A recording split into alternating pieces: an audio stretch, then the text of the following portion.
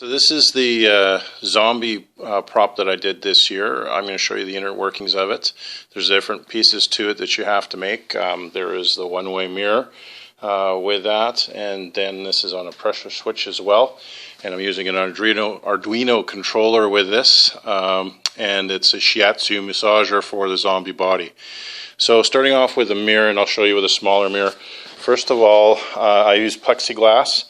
With that, just clear plexiglass, and then you need to get the privacy film. This one is the mirror one, and with that, and I'll show you with a smaller item here. So again, you have a mirror, so one side will reflect back, and then as light comes through, you'll see what's on the back of it, and it's simply mounted to the back of a picture frame with that, and works fairly well with that. I would make sure that I've had some bubbles with this, so there is an applicator. I'd recommend getting an applicator and making sure that your surface is very clean with that, so the film will cling properly. Some of the edges here are starting to bubble a little bit, so I'm going to have to work on that a bit. Anyway, so in terms of this, again, it's on a prop switch, or a mat switch, pardon me, that to an Arduino controller that is using a pull-up resistor. I can send you a link in terms of the Arduino information for that. And so when somebody steps on the mat switch, there we are. And again, the lights behind will show up the zombie. With that, I have a red light and a strobe with that.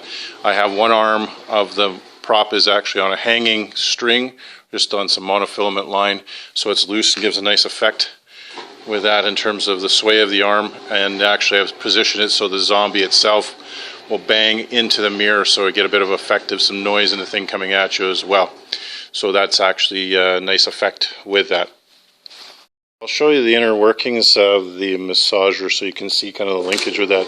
It's basically, I just have a PVC pipe on there with that, which attaches to the head to give it that sway. I put some mesh in there to give it a bit of fill in the body with that. So I'm just going to step back a bit so you can see the cage itself. So that's what gives it the sway with that. Now I also have mounted it to the, you might be able to see there's a little clamp here. And I've mounted it to the base because it tends to move around a fair bit with that, so it's a good idea to mount it with that. In terms of effect, again, depending on how many sets of lights you've got here, will determine how well the zombie shows up in the reflection of the mirror. So I have a red LED light, got like a Christmas light, as well as the strobe that gives a nice effect with motion, and then some orange lights here as well.